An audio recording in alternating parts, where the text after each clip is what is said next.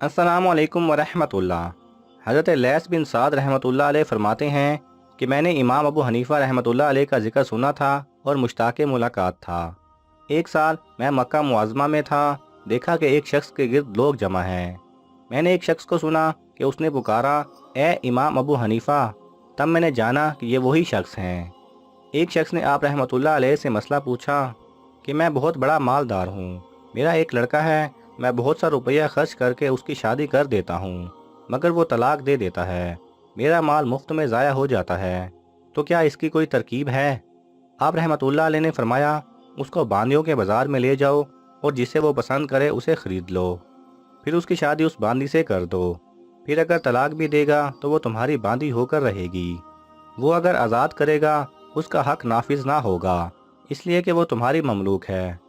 हज़रत लैस बिन साद रहमतुल्लाह अलैह कहते हैं, बाखुदा मुझे उनका जवाब इस कदर ताज्जुब खेज़ ना हुआ जिस कदर ऐसे मुश्किल मसले का फ़ौरन जवाब देना पसंद आया। अगर आपको ये वीडियो पसंद आए तो इसे लाइक और शेयर कीजिए। किसी भी किस्म के सवाल और इजहार राय की खातिर कमेंट्स कीजिए और मज़ीद ऐसे दिलचस्प वीडियोस देखने के लिए हमारे चैनल को सब्सक्राइब करें और साथ में बने बेल आइकन पर लाजमी क्लिक करें।